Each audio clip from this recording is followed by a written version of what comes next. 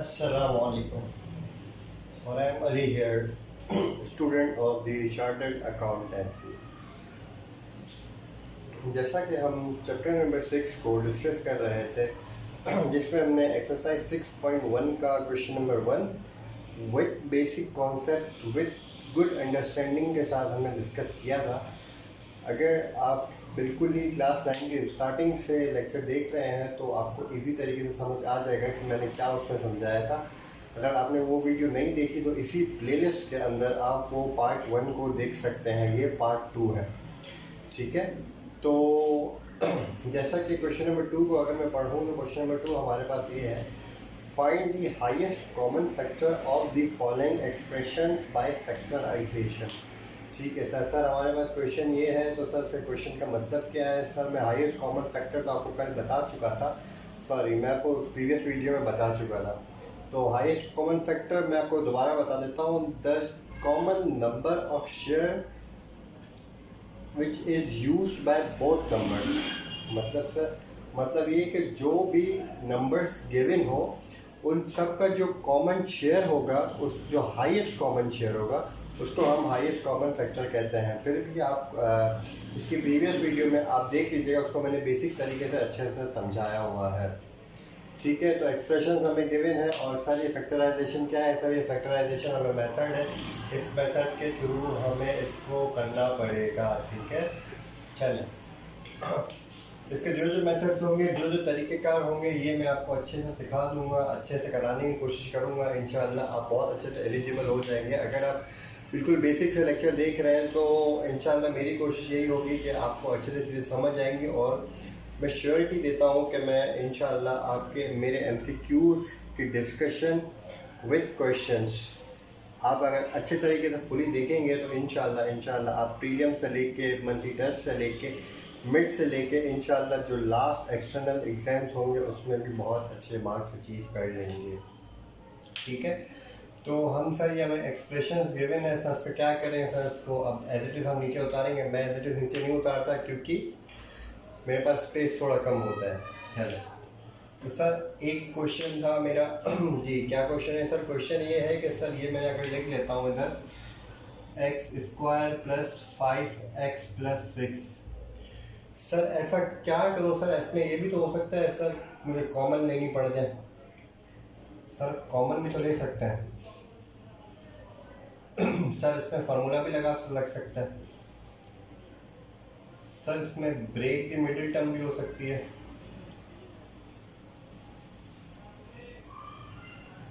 सही है। तो ये तीनों चीज़ें किस किस स्टेज पे होंगी, कब कब होंगी, ये मैं आपको अच्छे से उस वक्त करवा के सिखा दूंगा, ताकि आपकी इतनी प्रैक्टिस हो जाएगी तो इंशाल्लाह आपको ये तीनों चीज़ें पता चल जाएंगी कि आपको कब कॉमन लेना है, कब फार्मूला यूज़ करना है और कब ब्रेक दी मिडिल टर्म करनी है, ठीक है। मैं इसको रब कर देता हूँ, उसको मैं वक्तन फ़वक्तन जिस क्वेश्चन में जिसकी नीड होगी इंशाल्लाह उसको समझाता रहूँगा, ठीक है। चलें, अब x² सर इसमें क्या करें सर, इसमें कोई कॉमन निकल सकता है? नहीं सर इसमें कोई कॉमन निकल ही नहीं सकता। क्यों नहीं निकल सकता सर, यहाँ पे x नहीं है, सही है, और ये इवन नंबर है और ये ऑड नंबर है, जैसा इसकी मैं बहुत अच्छे से डिस्कशन इसके प्रीवियस वीडियो में कर चुका हूँ, ठीक है। इसके बाद सर क्या करें sir, break the middle term कर लेते हैं। चलें, ऐसा हो सकता है। मैं हर क्वेश्चन में आपको ये तीनों सिनेरियोस लगा के दिखाऊंगा ताकि आपको समझ आ जाए कि मैं ये क्यों नहीं किया, ये क्यों नहीं किया। मतलब कि जैसे कि मैंने ब्रेक द मिडिल टर्म क्यों किया, बाकी दो मेथड्स को क्यों नहीं किया, कॉमन क्यों नहीं दिया तो मैं आपको करके दिखा दूंगा, ठीक है। सर आपने ये लिख दिया, और इसके अलावा क्या करें सर, ये कैसे सॉल्व होगा। ब्रेक द मिडिल टर्म, हमें मिडिल टर्म, इसका मतलब क्या है, मिडिल टर्म को ब्रेक करना है। मिडिल टर्म क्या है, मिडिल टर्म सर 5 है, मेरी मिडिल टर्म है मेरी 5 है। सर अगर ये जो मेरा लास्ट नंबर है, अगर मैं उसको कांस्टेंट कहता हूँ, कांस्टेंट को अगर मैं कोएफिशिएंट से मल्टीप्लाई करूँ, ये कोएफिशिएंट है, ठीक है। हमेशा याद रखिएगा ब्रेक द मिडिल टर्म का रूल होता है, जो आखिरी नंबर होता है इसको हम कोएफिशिएंट से मल्टीप्लाई करते हैं। तो इधर कुछ नहीं है तो मैं सपोज क्या इधर 1 है, सपोज नहीं क्या इधर कुछ नहीं है तो मतलब इधर 1 ही है। तो मैं सर 6 को अगर मल्टीप्लाई करता हूँ 1 से तो ये 6 आता है, ठीक है सर। सर ऐसा कौन सा मैं नंबर लाऊं जिसको मैं प्लस करूं या माइनस करूं तो 5 है, और अगर उसको मैं मल्टीप्लाई करूँ तो सर 6 है। चले ऐसा करके देख लेते हैं। सर मैं 2 को 3 से अगर मैं प्लस करता हूँ तो क्या होता है सर, 2 अगर मैं 3 से प्लस करता हूँ तो सर 5 हो जाता है। हमारी एक कंडीशन पूरी हो गई, 5 बन गया। हमारी दूसरी कंडीशन क्या थी सर, इसको अगर मैं इससे मल्टीप्लाई करूँ, 2 को अगर मैं 3 से मल्टीप्लाई करूँ क्या 6 बनता है? जी सर, मेरी दूसरी कंडीशन भी पूरी हो गई सर, मेरी सेकंड भी पूरी हो गई सर, मेरी फर्स्ट भी पूरी हो गई।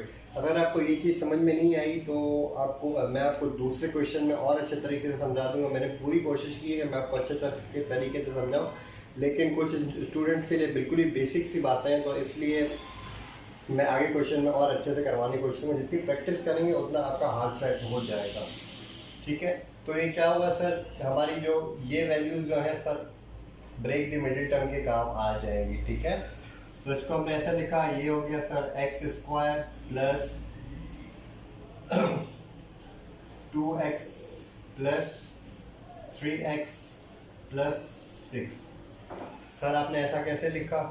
सर मैंने ऐसे लिखा कि 2 को और मैं 3 को प्लस करता हूँ, 2x प्लस 3x, तो ये 5x लिख लिया है, तो इसलिए मैंने इसको ब्रेक कर दिया है 2 टर्म्स में। ओके, चल अब सर हमेशा याद रखिएगा जहाँ पे 3 सेपरेटर्स हों और ऐसे 4 टर्म्स की वैल्यू हो तो हमें क्या करना होगा, हमें कॉमन लेना होगा। लेकिन कॉमन हम कैसे लेंगे? इन 2 का लेंगे बस, और किसी चीज़ का इन 2 का कॉमन लेंगे और इन 2 का कॉमन लेंगे, क्योंकि यहाँ पे 4 टर्म्स हैं। ओके, तो हम सर क्या कॉमन निकल रहा है सर, इधर x कॉमन निकल रहा है क्योंकि x इसके पास भी है, x इसके पास भी है। ठीक है सर, तो सर x हमने कॉमन ले लिया सर, और क्या करें सर, x कॉमन लिया तो x कॉमन लिया तो इधर एक x बच जाएगा। ठीक है, क्योंकि अगर हम एक चीज़ कॉमन लेंगे तो एक चीज़ ऑटोमेटिकली कट जाएगी, बाकी जो बचेगा वो हम यहाँ लिख देंगे। ठीक है सर, इससे हमने क्या कॉमन लिया, इससे हमने x कॉमन लिया जो कि बाहर आ गया। ठीक है, तो इधर हम 2 लिख देंगे। बहुत से बच्चों को समझ में नहीं आता सर ये कॉमन क्यों लेते हैं।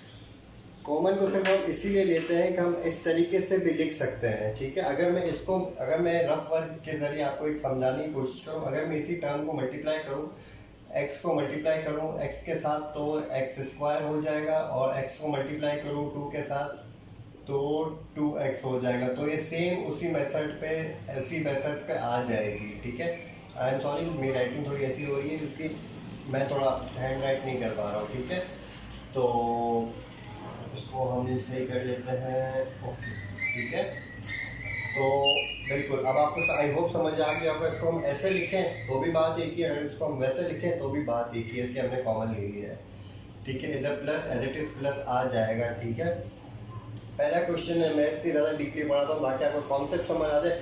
दूसरा क्वेश्चन हम थोड़ा इससे फास्ट वे में करेंगे। ठीक है सर, इससे क्या कॉमन निकल रहा है सर, इससे तो भाई x तो है ही नहीं, इसके बाद x है ही नहीं, अब क्या करें सर, कॉमन निकल ही नहीं है। सर इधर 3 है सर, इसके टेबल में 3 आता है सर, ये क्या है सर, ये ऑड नंबर है, ये भी ऑड नंबर है सर। एक इंडिकेशन मिल गई, ऑड नंबर से कोई ना कोई नंबर तो मैच हो रहा होगा। ओके सर, 3 1 3 3 2 6 मैच हो रहा है जी सर, मैच हो रहा है। तो हम इधर को 3 कॉमन ले सकते हैं। 3 कॉमन लिया तो 3 इधर से कट गया, x बच गया हमारे पास, प्लस 3 2 सर 6 होता है, तो x प्लस 2 आ जाएगा हमारे पास। ठीक है, अब इस पूरी एक्सप्रेशन में से हमारे पास दोबारा कॉमन क्या निकल रहा है, इस पूरी एक्सप्रेशन से हमारे पास x प्लस 2 2 दफ़ा लिखा हुआ है, तो x प्लस 2 हमारे पास कॉमन निकल रहा है। और सर ये तो बिल्कुल ही कॉमन नहीं निकल रहा, तो ये ऐसे ही हमने x प्लस 3 इसको ऐसे ही लिख दिया, ये हमारे पास 2 हो गई। ठीक है, ये हमारे पास सॉल्व हो गया, इसका हाईएस्ट कॉमन फैक्टर। ओके, चले अब इसका हाईएस्ट कॉमन फैक्टर हम इसके बाद अब निकालेंगे, जब हमारा ये सॉल्व हो जाएगा इसके बाद हमारा हाईएस्ट कॉमन फैक्टर निकलेगा। ठीक है, तो अब हम क्या करेंगे, अब हम इसको ऐसे करेंगे,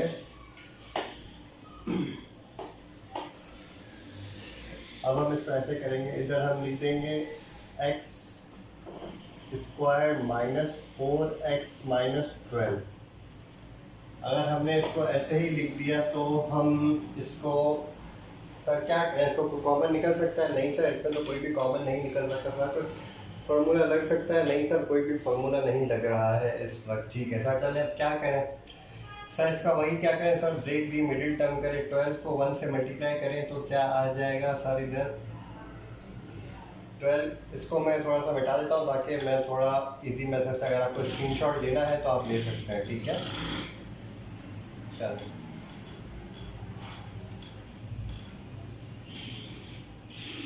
सर, ये क्या, ये भी हटा देते हैं हम इसको।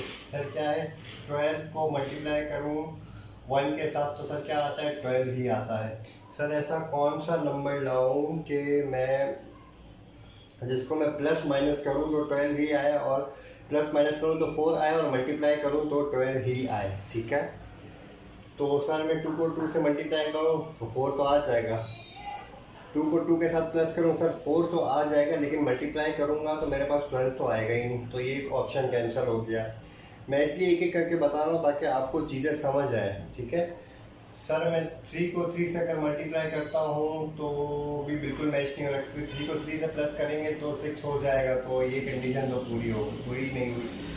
ठीक है सर, क्या करें सर, मैं 6 चेक करके देख लेता हूँ।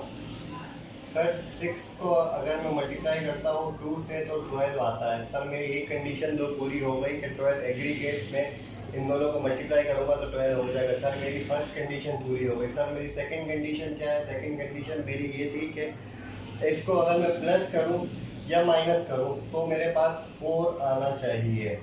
सर इसको मैं अगर प्लस करके देखता हूँ 6 + 2 8, नहीं सर ये कंडीशन पूरी नहीं हुई।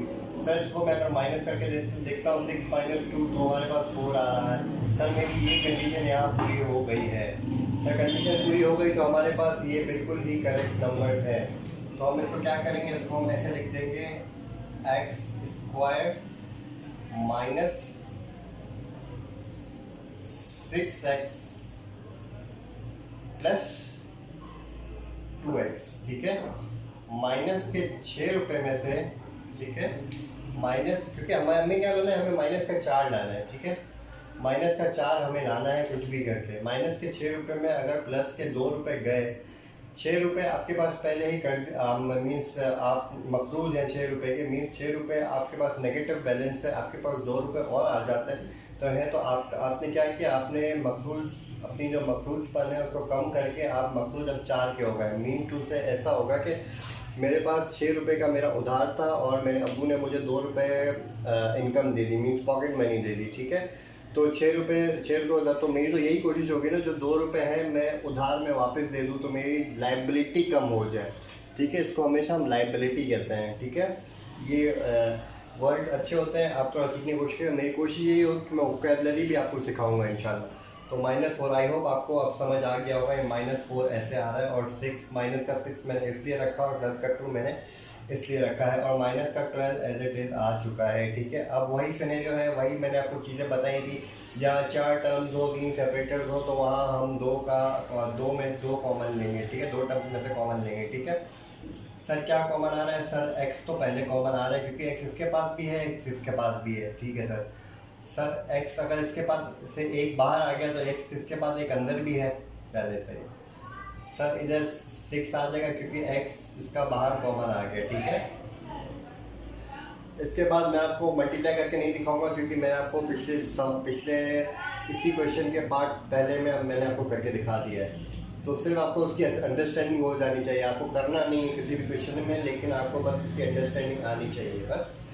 और 2x और सर 12 में क्या कॉमन निकल रहा है सर, इसमें से क्या कॉमन, इसमें तो x तो है नहीं सर, 2 भी इवन नंबर है, 12 भी इवन नंबर है, तो सर इसका कहीं ना कहीं मेल जोल होता होगा सर। तो मैं 2 को कॉमन ले लेता हूँ, बिस्मिल्लाह करता हूँ। ठीक, 2 मैंने कॉमन ले लिया और x मैंने ऐसे ही रख दिया क्योंकि 2 बाहर चला गया। और सर 2 6 सर 12 होता है, क्या होता है, 2 6 12 होता है। चल तो सर इधर मैं 6 लिख सकता हूँ, जी सर लिख सकता हूँ, क्योंकि 2 बाहर चला गया, बचा 6 यहाँ आ गया। ठीक है, अब इस पूरी एक्सप्रेशन में से क्या कॉमन निकल रहा है, पूरी एक्सप्रेशन में से x - 6 पहले कॉमन निकल रहा है और x + 2 आ गया। ठीक है, अब इनमें से हाईएस्ट कॉमन फैक्टर कौन सा है, इसमें से हाईएस्ट कॉमन फैक्टर मैं आपको प्रीवियस वीडियो में भी सिखा चुका हूँ, मैं आपको दोबारा सिखा देता हूँ कि ये वो हाई कॉमन फैक्टर है जो कि बोथ एक्सप्रेशंस ने आपस में शेयर किया हो, तो इसमें कौन सा हो गया सर? इसमें ये हो गया कि x+2 इसने भी किया है, x+2 इसने भी किया है। तो हमारे पास सर क्या आंसर हुआ? सर हमारे पास आंसर हुआ highest common factor equals to x+2 enough. ठीक है, तो यहाँ से हम क्वेश्चन नंबर 2 को स्टार्ट करने जा रहे हैं। इसकी डिस्कशन का क्वेश्चन मैं पहले पढ़ चुका हूँ, तो आई होप आपको वो क्वेश्चन पहले समझ आ गया होगा। ठीक है, अब क्वेश्चन नंबर 2 हमारे पास ये है कि x³ - 27 और बाकी आगे फर्दर एक्सप्रेशंस हैं। ठीक है, चलें अब हम पहले एक्सप्रेशन उठा लेते हैं। ये 1 है, ये 2 है, ये 3 है। 3 एक्सप्रेशन क्वेश्चन ने हमें दी हैं। ठीक है, पहले एक्सप्रेशन हम उठा लेते हैं। ये क्या है? x³ - 27। सर ये क्या है? ये तो हमने पहले नहीं पढ़ा है। मैंने बिल्कुल पहले आपको नहीं पढ़ा ये, मैं तभी तो मैं आपको करवा रहा हूँ कि मैं इसको मैं अच्छे सिरे से करवा सकूँ। ठीक है सर, इसमें से कोई कॉमन ले सकते हैं? कॉमन नहीं सर, इधर एक्स है ही नहीं, कॉमन ले ही नहीं सकते। नहीं सर, कॉमन लेना कैंसिल। सर कोई मिडिल टर्म ब्रेक हो रही है? मिडिल टर्म ब्रेक हो रही है? नहीं सर, इधर तो मिडिल टर्म तो कोई है ही नहीं, तो ब्रेक तो होगी नहीं, तो इम्पॉसिबल है। तो सर जब दो चीज़ें इम्पॉसिबल, तो सर हो सकता है कोई ना कोई फार्मूला लग रहा होगा। सर ये हम करके देख लेते हैं, ट्राई करके देख लेते हैं। उस अगर आपकी बात लग रहा होगा तो हमें पता चल जाएगा। सर क्या है ये? x³ माइनस, सर ये 27 है, इसमें क्या फार्मूला लगेगा? सर इसको मैं 3 का क्यूब भी तो लिख सकता हूँ। कोई बेसिक बच्चा है जिसको नहीं आता 3 का क्यूब क्या होता है, तो मैं उसको बता रहा हूँ 3 का क्यूब क्या होता है। 3 का क्यूब ऐसे लिखते हैं, अगर 3 का क्यूब है तो 3 को मल्टीप्लाई करेंगे 3 टाइम, ये 3 टाइम्स है ना, तो 3 को मल्टीप्लाई करेंगे हम 3 टाइम्स, तो 3 3 का 9 होता है और 9 3 का 27 हो गया। ठीक है, तो हम क्या करेंगे सर? 3 की क्यूब लिख देंगे। सर ये कर सकते हैं। इसके अलावा सर मैंने यहाँ पे फॉर्मूला लिखा है a³ - b³। तो a³ - b³ is equals to a - b a² + ab + b²। Sir क्या करें इसको? सर आप इसको और कुछ नहीं कर सकते, हम इसको एक्सपेंड कर देंगे। ठीक है, एक्सपेंड हम कैसे करते हैं सर? इसी फार्मूले के थ्रू हम एक्सपेंड कर देंगे। a हमारे पास ये x है और 3 हमारे पास b है। ठीक है, a की जगह पे हम x रखेंगे x - 3।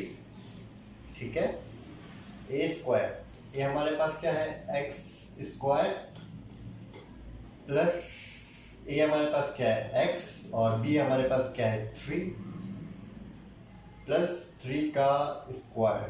ठीक है सर, ये हमारे पास हो गया सवाल? नहीं, बिल्कुल नहीं हुआ। ये कोई स्टैंडर्ड फॉर्मेट है? ये कोई स्टैंडर्ड फॉर्मेट नहीं सर, बिल्कुल स्टैंडर्ड फॉर्मेट नहीं है। एग्जामिनर को या मेरे टीचर को पता होना चाहिए कि मुझे कॉन्सेप्ट आता है, मैं इसको आगे सॉल्व कर सकता हूँ, मुझे किसी ने पहले से सिखाया हुआ है। किसी का मतलब मैंने आपको सिखाया हुआ है। ठीक है, तो हम सिर्फ ये मजाक था, आप बस मजाक में एंजॉय करते हुए आप कोशिश करें कि बस कॉन्सेप्ट को सीख जाएं और अच्छे तरीके से एग्ज़ाम्स की तैयारी करें और अच्छे से बस एक्सटर्नल एग्ज़ाम्स, बोर्ड के एग्ज़ाम्स में पास हो जाएं। क्योंकि ये इसकी जो परसेंटेज है ना, 9 मैट्रिक फर्स्ट ईयर इंटर, ये आपकी यूनिवर्सिटी में बहुत मैटर करती है। ठीक है, तो कोशिश करें आप अच्छे से तैयारी करें। तो कोई चीज़ की हेल्प चाहिए, कोई चीज़ की नीड चाहिए, आप मुझे बोलें, कोई क्यूरी हो, कुछ पूछना हो, तो आप मुझे सिर्फ पूछा करें, कोई मसला नहीं है। इधर मैं भी आपके स्टेज से गुजर चुका हूँ, मैं अभी भी इस स्टेज से आगे गुजर रहा हूँ। बस मैं आपसे 2-3 साल थोड़ा आगे हूँ, आप मुझसे 2-3 साल थोड़े पीछे हैं। ठीक है, तो हमारी कोशिश यही रहेगी कि हम बार बार मिलते रहें। मैं एटलीस्ट सारे सब्जेक्ट्स ना सही, कुछ साइंस सब्जेक्ट्स आपको करवा दूँ, जैसे कि मैथ्स हो गया, जैसे कि फिज़िक्स हो गया, जैसे कि केमिस्ट्री हो गया। इंग्लिश भी इंशाल्लाह मेरी बहुत कोशिश होगी कि मैं आपको इंग्लिश भी करवा दूँ। बाकी सब्जेक्ट्स से मैं थोड़ा अवॉइड करता हूँ, लेकिन फिर भी अगर आपको कोई नीड पड़ेगी तो इंशाल्लाह अगर आप बोलेंगे तो हम ज़रूर करेंगे। और आपको कोई चैप्टर पहले करवाना है, और मेरी कोशिश ये होती है कि मैं पास पेपर के MCQs भी करवाऊँ, क्योंकि मैंने नॉर्मली कोशिश देखा है कि टीचर्स MCQs कम करवाते हैं। तो फिर मेरी कोशिश है कि मैं पास पेपर के MCQ, हो सकता है कोई MCQs रिपीट हो जाए, कोई सेम प्रोसेस आ जाए, सेम चीज़ आ जाए, तो आपको वो 1 मार्क लूज़ नहीं करना चाहिए अपना, ठीक है। तो मैं बिल्कुल यही कोशिश रहेगी कि आप बिल्कुल 1 मार्क भी लूज़ ना करें, इसलिए इंशाल्लाह सब बेहतर होगा। आप बस मेरे लिए दुआ में याद रखें, लाइक करें, सब्सक्राइब भी करें, तो इंशाल्लाह मेरे लिए अप्रिसिएशन यही है आपकी, ठीक है। तो सर ये हमने ए और बी एज्यूम किया, इसको हम यहाँ लिख देते हैं सर। और क्या करें सर, इसको हमने नीचे लिख दिया x minus 3x square plus, sir इसको स्टैंडर्ड फॉर्मेट में कैसे लिखूँ, ये हमारे पास कोएफिशिएंट है, ये हमारे पास वेरिएबल है, ठीक है। मैं बार बार बताता रहता हूँ ताकि आपको बेसिक चीज़ें पता हो।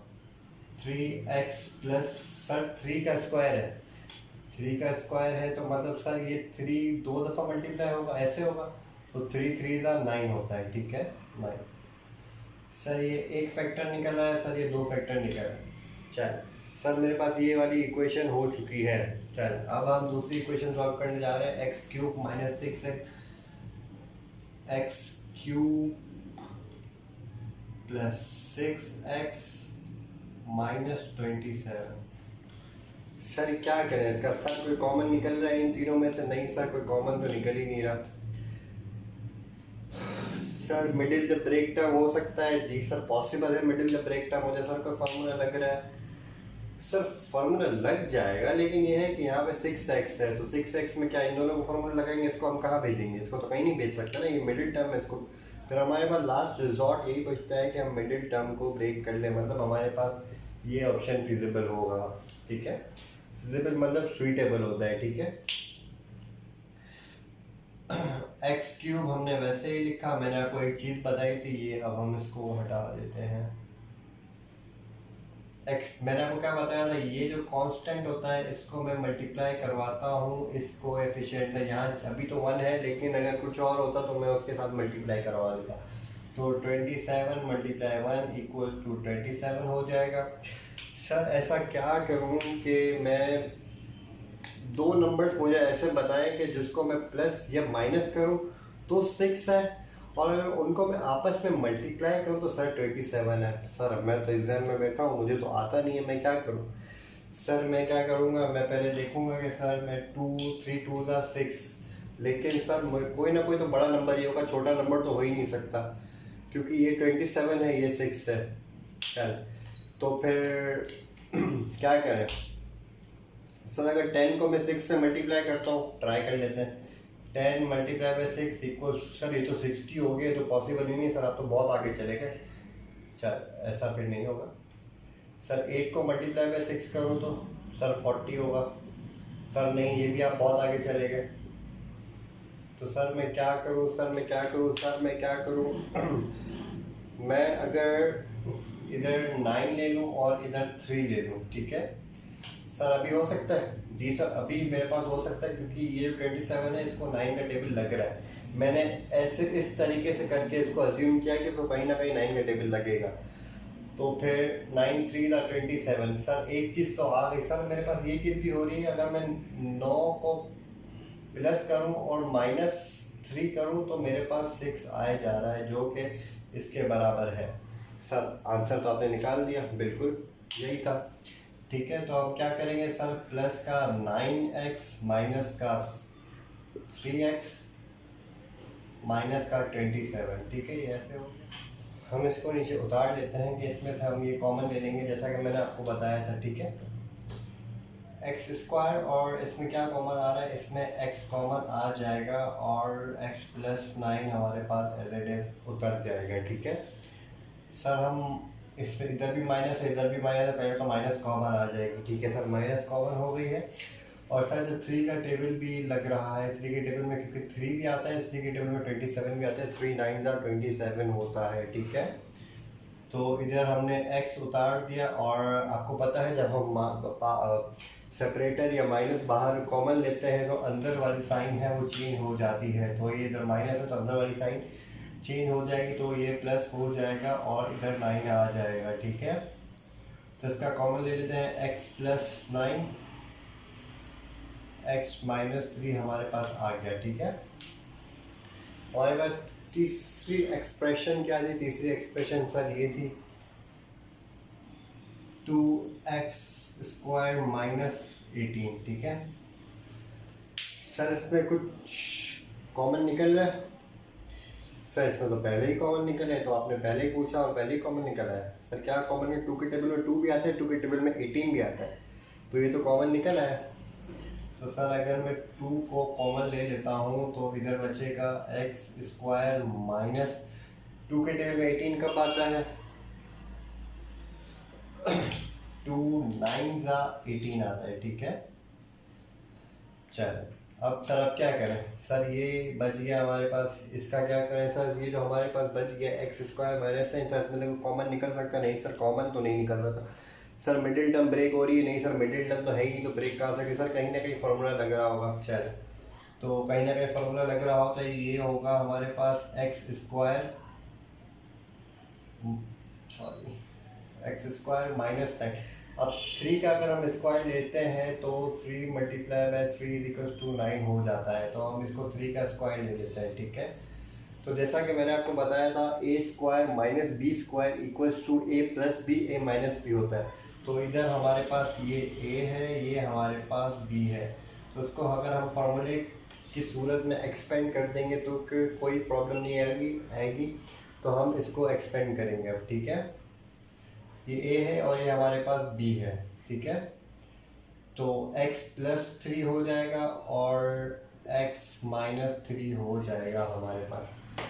सर इसमें आपने इतने सारे फैक्टर्स निकाल दिए, ये एक फैक्टर है, ये 2 फैक्टर है, ये 2 फैक्टर्स हैं, ये 2 फैक्टर्स हैं, ठीक है। सर इसमें से फैक्टर्स में से हाईएस्ट कॉमन फैक्टर कौन सा है? सर ये तो मैं वही बताऊंगा कि मैंने हाईएस्ट वो कौन सा ऐसे नंबर्स हैं जिन्होंने कॉमन है आपस में, ठीक है। वो हाईएस्ट कॉमन फैक्टर जो कि सेम कैरेक्टरिस्टिक्स या तो कैरेक्टरिस्टिक्स भी कह सकते हैं, जो फॉलो करते हैं, शेयर करते हैं आपस में, ठीक है। तो ये x माइनस 3, इधर भी x माइनस 3 और इधर भी x माइनस 3, तो सर x माइनस 3 तो हो गया। सर इधर x प्लस 3, इधर x प्लस 9 है, तो इधर x प्लस 3 है ही नहीं, तो फिर तो हो ही नहीं सकता। इधर x प्लस 9 है, इधर x प्लस 9 तो है ही नहीं। सर इधर इतना बड़ा ये जो कि एक्सप्रेशन है सर, या आगे है? नहीं सर आगे है ही नहीं, तो हमारे पास HCF हाईएस्ट कॉमन फैक्टर हमारे पास x माइनस 3 हो गया है। चले जी सर, हमारा यहाँ तक क्वेश्चन हो गया है। अब हम आगे कोशिश करेंगे कि हम क्वेश्चन नंबर 3 को डिस्कस करें। वीडियो लंबी हो गई है, तो इसके लिए मेरा पहला एजेंडा यही होगा कि आप आगे के जो क्वेश्चंस हैं होमवर्क करने की कोशिश करें। अगर आपसे नहीं होता तो फिर मैं इंशाल्लाह आपको करके दूंगा। मैं इंशाल्लाह इसके नेक्स्ट वीडियो के अंदर ही इसके आगे वाले सवाल कराऊंगा। आपको कोई टेंशन लेने की ज़रूरत नहीं है, मैं सवाल सारे करवाऊँगा। जो बिल्कुल ही रेप्लिका होंगे एक दूसरे के, तो वो शायद मैं नहीं कराऊँ, बाकी सारे इंशाल्लाह मेरी कोशिश होगी सारे कराऊँगा। हमारे पास पार्ट 2 इसका कंप्लीट हो चुका है, हम पार्ट 3 आगे से शुरू करेंगे। इसके जो 3, 4, 5 रिमेनिंग क्वेश्चन हैं वो करेंगे, ठीक है। आप ज़रूर लाइक करिएगा, कमेंट करिएगा, सब्सक्राइब करिएगा और अपने दोस्तों के साथ ज़रूर शेयर करिएगा। आप अकेले अगर अच्छे मार्क्स ले लेंगे तो ये अच्छा नहीं होगा ना, आपके फ्रेंड्स भी अच्छे मार्क्स लेने चाहिए, दूसरों के लिए अच्छा सोचें, हमेशा कोशिश किया करें। मैं आपको एक चीज़ बता दूं, हमेशा अपने लिए भी और दूसरों के लिए भी हमेशा अच्छा सोचा करें, किसी के लिए हसद नहीं रखा करें, ठीक है। चलें, अल्लाह हाफ़िज़ और अपना ख्याल रखिएगा और ज़रूर पढ़ा करें, अच्छे से अच्छा पढ़ा करें, अपने माँ बाप के लिए पढ़ा करें। इंशाअल्लाह एक दिन आप सक्सेसफुल हो जाएंगे।